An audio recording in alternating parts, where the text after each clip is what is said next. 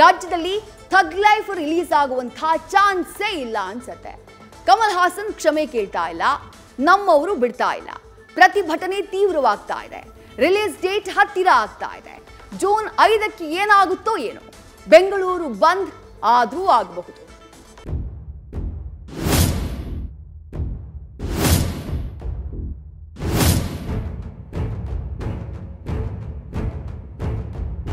Cinema ಬೆಂಗಳೂರಲ್ಲಿ ಬಂದು ಕ್ಷಮೆ ಕೇಳದೆ ಬಿಡುಗಡೆ ಆದ್ರೆ ಬೆಂಗಳೂರು ಬಂದ್ ಸಹ ಆಗ್ಬಹುದು.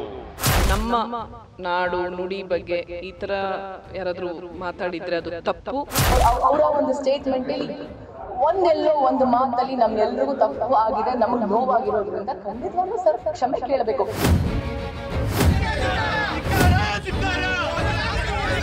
ಎಲ್ಲವನು ಅಂತ ಊರೆಲ್ಲ ಹುಡ್ಕಾಡಿ ದುಶ್ಮನ್ ಕಹಾ ಹೈ ಅಂತ ಕೇಳಿದ್ರೆ ಬಗಲ್ ಮೇ ಹೈ ಅಂದ್ರಂತೆ. ಅದೇನು ಅಂತಾರಲ್ಲ, ಯಾವ ಹುತ್ತದಲ್ಲಿ ಯಾವ ಹಾವಿರುತ್ತೋ ಗೊತ್ತಿಲ್ವಲ್ಲ, ನಮ್ದೇ ಮೊದಲು ಉಳಿದವರ ಪಂಥಿ ಆಮೇಲೆ ಅಂತ ಸಿಕ್ಕಲ್ಲೆಲ್ಲ ಜಂಡಾ ಹೊಡೆಯೋ ವಾರಸುದಾರ ಕಳ್ಳ ನಾಯಕನ್ಗೆ ಇಲ್ಲೇ ನಮ್ಮಲ್ಲೇ ಬೆಂಗಳೂರಲ್ಲಿ ಬೆಂಬಲಕ್ಕೆ ಬರೋದಾ?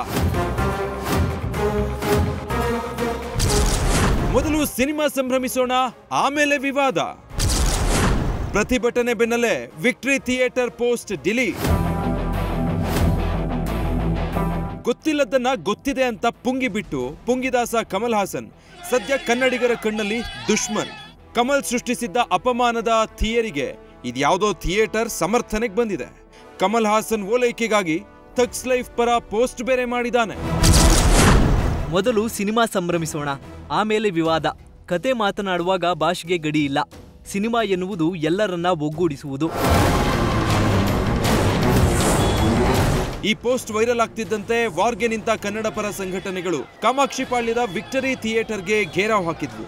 ಭಾಷಾ ವಿರೋಧಿ ನಡೆಗೆ ಆಕ್ರೋಶ ಹೆಚ್ಚಾಗ್ತಿದ್ದಂತೆ ವಿವಾದ ಬಗೆಹರಿದ ಮೇಲೆ ರಿಲೀಸ್ ಅಂತ ಮರುಪ್ರಕಟಣೆ ಆಯಿತು.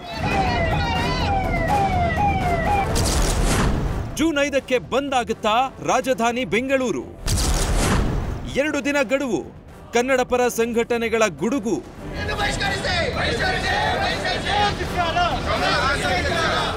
ಜೂನ್ 5ಕ್ಕೆ ಥಗ್ಸ್ ಲೈಫ್ ಸಿನಿಮಾ ರಿಲೀಸ್ ಆಗ್ತಾ ಇದೆ. ಒಂದೊಮ್ಮೆ ಕ್ಷಮೆ ಕೇಳದೆ ರಾಜ್ಯದಲ್ಲಿ ರಿಲೀಸ್ ಆದ್ರೆ ಬೆಂಗಳೂರು ಬಂದ್ ಫಿಕ್ಸ್ ಅಂತ ಕರ್ವೆ ಅಧ್ಯಕ್ಷ ಪ್ರವೀಣ್ ಶೆಟ್ಟಿ ಸಹ ಸುಳಿವು ನೀಡಿದ್ದಾರೆ. ಸಿನಿಮಾ ಬೆಂಗಳೂರಲ್ಲಿ ಬಂದು ಕ್ಷಮೆ ಕೇಳದೆ ಬಿಡುಗಡೆ ಆದ್ರೆ ಬೆಂಗಳೂರು ಬಂದ್ ಸಹ ಆಗ್ಬಹುದು.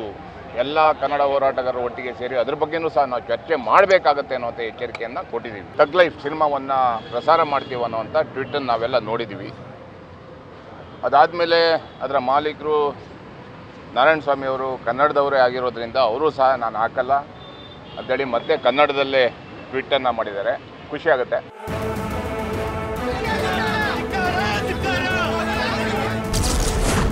ನನ್ನ ಪ್ರೀತಿ ನನ್ನ ಭಾಷೆ, ಕಮಲ್ ಕ್ಷಮೆ ಕೇಳಲೇಬೇಕು. ಡಿಂಪಲ್ ಕ್ವೀನ್ ರಚಿತಾ ಮಾತಿಗೆ ನಟಿ ಸುಧಾರಾಣಿ ಬಲ.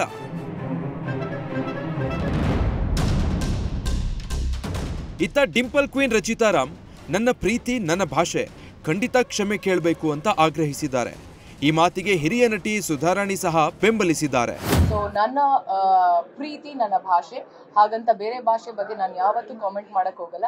ಅವರ ಒಂದು ಸ್ಟೇಟ್ಮೆಂಟ್ ಅಲ್ಲಿ ಒಂದೆಲ್ಲೋ ಒಂದು ಮಾತಲ್ಲಿ ನಮ್ಗೆಲ್ರಿಗೂ ತಪ್ಪು ಆಗಿದೆ, ನಮಗ್ ನೋವಾಗಿರೋದ್ರಿಂದ ಖಂಡಿತವಾಗ್ಲೂ ಸರ್ ಕ್ಷಮೆ ಕೇಳಬೇಕು. ನಮ್ಮ ಭಾಷೆ ಬಗ್ಗೆ ಅಂತ ಯಾರಾದ್ರ ಬಗ್ಗೆ ಮಾತಾಡಿದ್ರೆ ನಾವ್ ಯಾಕೆ ಸೈಲೆಂಟ್ ಆಗಿರೋದು ಅಲ್ವಾ? ಸಾರಿ ಕೇಳಬೇಕಾಗತ್ತಲ್ವಾ? ಅಷ್ಟೇ. ನಮ್ಮ ನಾಡು ನುಡಿ ಬಗ್ಗೆ ಈ ತರ ಯಾರಾದ್ರೂ ಮಾತಾಡಿದ್ರೆ ಅದು ತಪ್ಪು. ಅದನ್ನ ಖಂಡಿತ ನಾವು ಒಪ್ಕೊಳ್ಳೋಕ್ಕಾಗಲ್ಲ. ಅದಕ್ಕೆ ನಾವೆಲ್ಲರೂ ಒಗ್ಗಟ್ಟಾಗಿ ನಿಂತ್ಕೋಬೇಕು. ಆವಾಗ ನೋಡೋಣ, ಮೇ ಬಿ ಕೇಳ್ತಾರೇನೋ, ಯಾಕೆ ಕೇಳಲ್ಲ ಅಂತ ಅನ್ಕೋಬೇಕು, ಕೇಳ್ತಾರೆ ಅಂತ ಅನ್ಕೊಳ್ಳೋಣ. ಅತ್ತ ಚಿಕ್ಕಬಳ್ಳಾಪುರದಲ್ಲಿ ವಾಟಾಳ್ ನೇತೃತ್ವದಲ್ಲಿ ಪ್ರತಿಭಟನೆ ನಡೆದಿದೆ.